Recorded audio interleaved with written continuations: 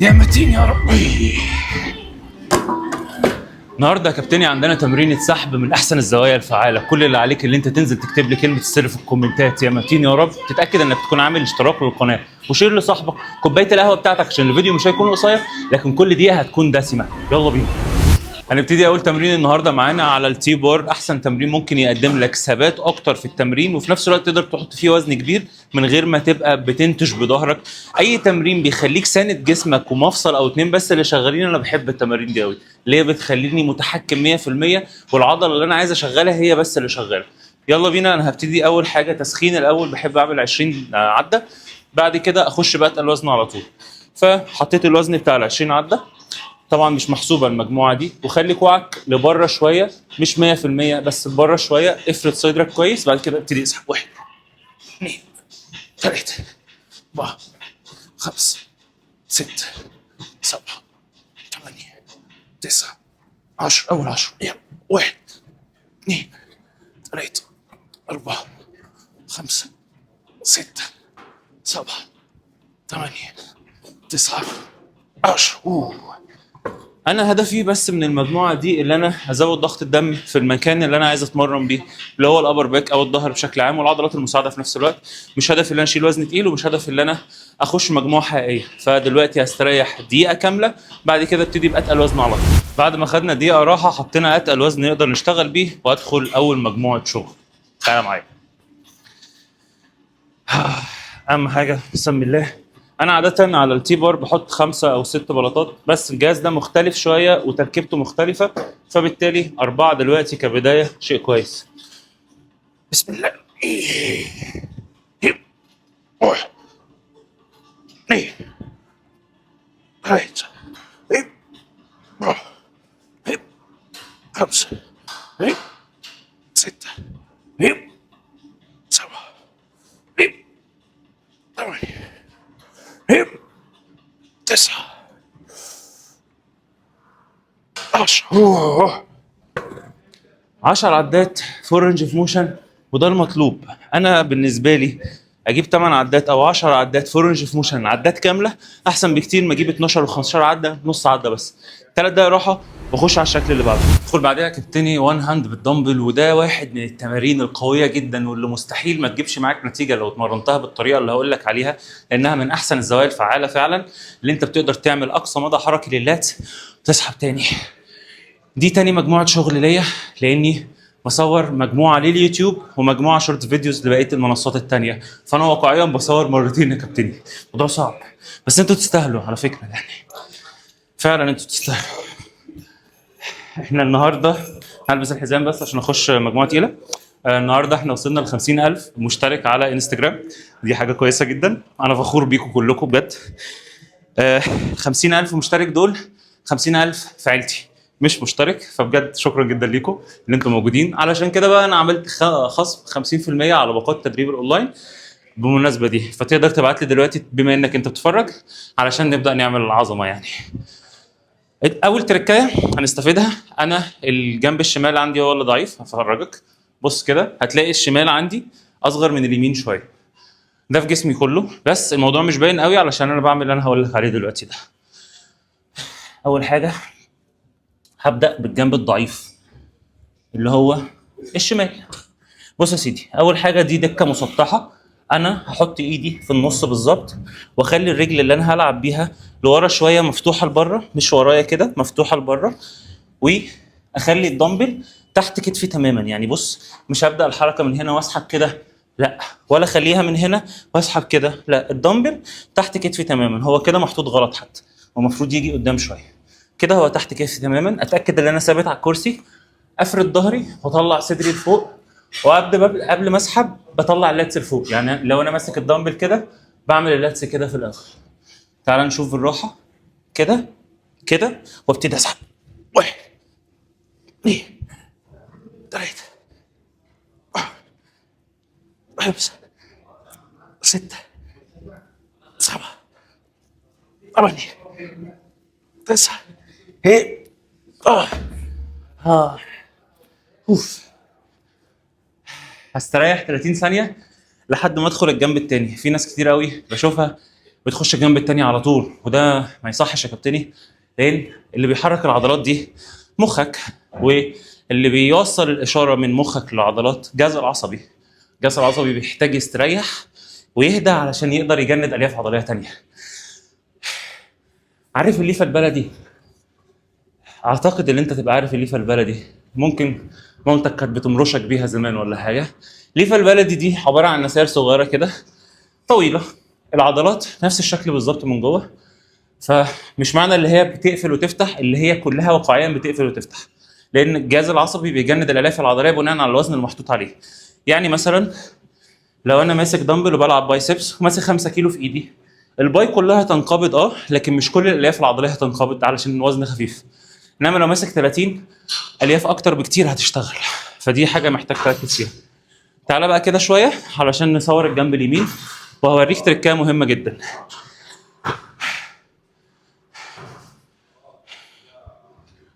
احنا هنا تقريبا على ما اتذكر جبنا 10 عدات بالعافيه. ده الجنب القوي اليمين، برضو نفس اللي انا عملته الناحيه الثانيه هعمله هنا.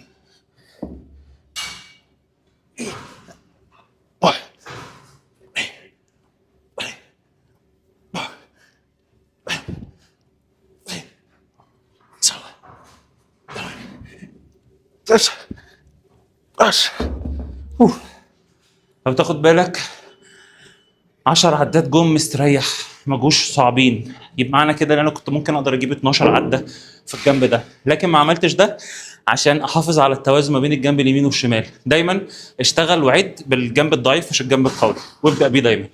هاخد 5 دقايق راحه، نخش على الشكل اللي بعده.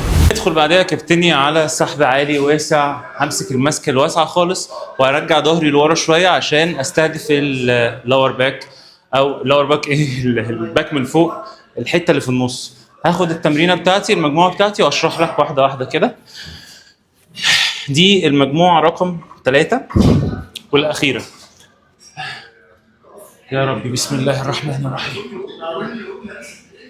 اللهم انت الحافظ يا رب.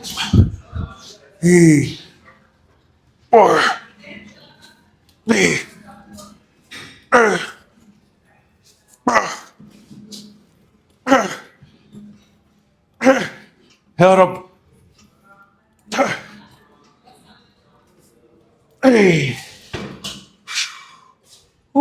قوي قوي. تعال تعال كده عشان الناس تعدي.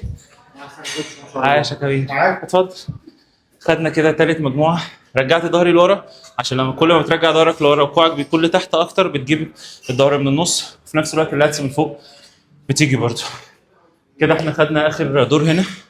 فاضل في الغالب في الظهر الكرسي بتاع القطنيه. تعال ناخده بقى كده في السريع سريع. تخش كرسي القطنيه بس مع الاسف كان شغال، فاخش بقى على الكتف الخلفي على طول. دي تاني مجموعه شغل ليا. اهم حاجه اللي كوعك يكون في مستوى الكتف الخلفي. يلا بسم الله.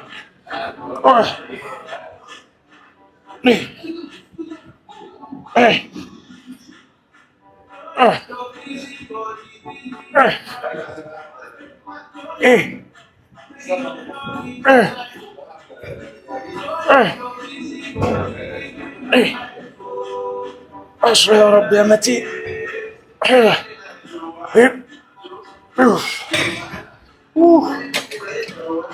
واحدة من أهم التمارين للكتف الخلفي من غير منازع، فعلا من غير منازع.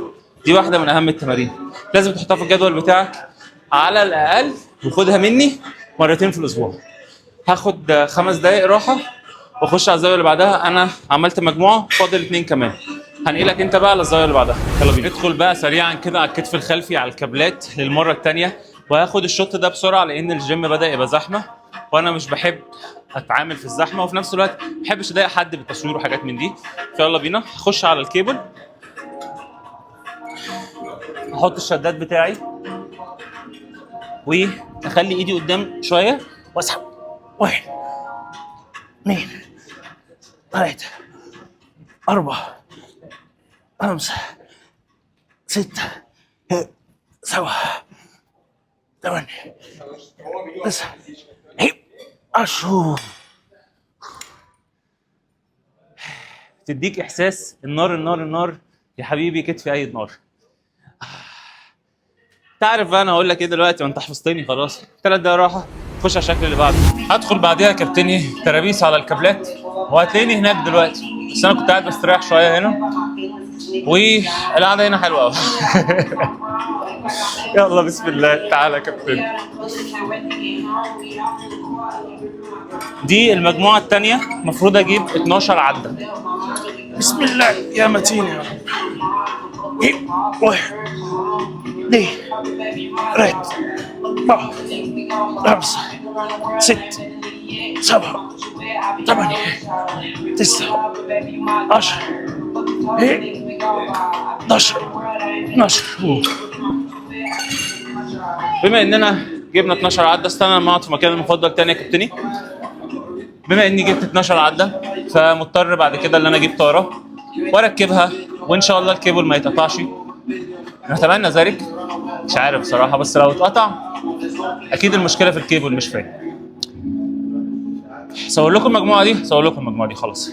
اقطع دلوقتي ونخش على الدور اللي بعديه بأتقل وزن على طول. اقطع يا ابني. الموضوع كان يتطلب ان انا اسرق مسمار من ماشين ثانيه علشان نخش ترابيس. موضوع كبير بقى. عايزين بقى، بص يعني نحط 20. اصل يعني المكنه لو هتتقطع من 10 تتقطع من 20، ولو ما اتقطعتش من 10 ما تتقطعش من 20.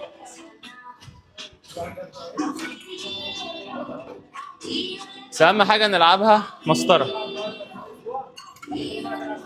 بسم الله.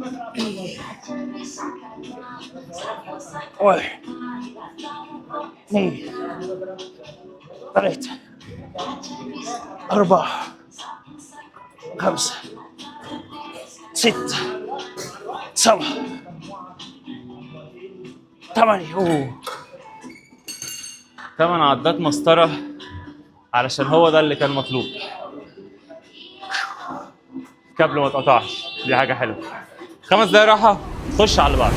وصلنا للدراعات الارمز. هناخد هامر داخلي على الكيبل وخلاص. الجلايكوجين بتاعي والجلوكوز بتاعي بيشطب. ان شاء الله الحق اخلص التمرينه قبل ما افطس في الارض. يلا بينا. الفوليوم عالي قوي الفتره دي، فالموضوع مهلك قوي يعني. دي تالت تمرينه او تالت بص مش قادر، مخي مش قادر. تالت مجموعه، دي تالت مجموعه. ركز معايا، ها ركز معايا. يلا بسم الله. يا رب القوه من عندك. ايه قريت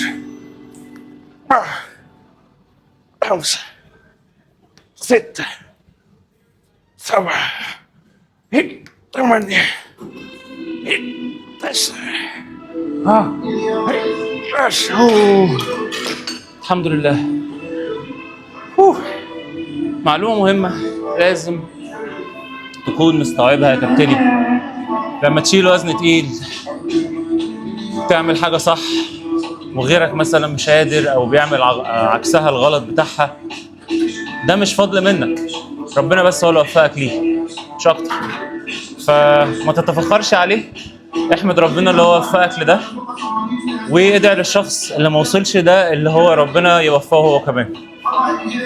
كل اللي مخلاكش تغلط لحد دلوقتي مش اللي انت ملاك او اللي انت قوي جدا وتقدر تبعد نفسك عن الغلط، لا، هو كل الموضوع بس اللي انت ما اتحطيتش في الفتنه والظروف اللي غيرك اتحط فيها. فربنا سترنا كلنا، فارجوك احمد ربنا على الستر والتوفيق والقوه، الصحه، الام، الاب، الفلوس. احمد ربنا على كل حاجه عشان ربنا يقول عليك ده عبد شكور وتتذكر في السماء من ربك. هاخد 5 دقايق راحه نخش على اللي بعده. ندخل بعديها على البايسبس ارتكاز على الكرسي. هترجع الكرسي درجه او درجتين لورا بحيث ان انت كوعك يكون في اتجاه الجذع بتاعك او جنب الجذع بتاعك على طول، والحركه بتمشي كده. دي تالت مجموعه شغل ليا هسجلها دلوقتي، ودول 20 كيلو. يلا افرد كوعك للاخر واسحب. 1 2 3 4 5 6 7 8 لسه 9 10. التمارين اللي هي بتخلي المفصل بتاع الكوع ثابت فيها دي، تشتغل بيها بايسبس، بتضربها في حتت صعبة جدا جدا جدا يعني. لازم تجرب تاخد التمرينة دي بالترتيب ده. هو صدقني احتمال تدعي عليا بسبب الإحساس، لكن بعد شهر أو 2 لما تشوف النتيجة هتدعي لي، أنا متأكد من ده. تعالى بقى ناخد ساعة بريست. زي ما أنت شايف يا كابتني، جيت على ماشين السحب العالي علشان أتمرن سواعد يا كابتن. واقعيا الجيم زحمه جوه، فانا قلت اما اجي اتمرن هنا يعني مش اكتر. بص يا سيدي، انا جبت دمبل 10 علشان اتمرن بيه الحركه دي كده. 1 2 3 4 5 6 7 8 9 10. الوزن هيكون خفيف في الحركه الثانيه، فجبت دمبل 12 ونص وهعمل العكس. 1 2 3 4 5 6 7 8 9 10 11 12 13 14 15. كده يا كابتني خدنا تمرينة سحب من احسن الزوايا الفعالة. لازم تتاكد قبل ما الفيديو يخلص انك تكون عامل اشتراك للقناه وفعل زرار الجرس عشان كل الفلوجات الجديده توصلك اول باول، وتبعت تسالني لو محتاج اي سؤال في الكومنتات او حتى في الدايركت مسج. ربك هو المتين، خليك عندك يقين بيه. سلام.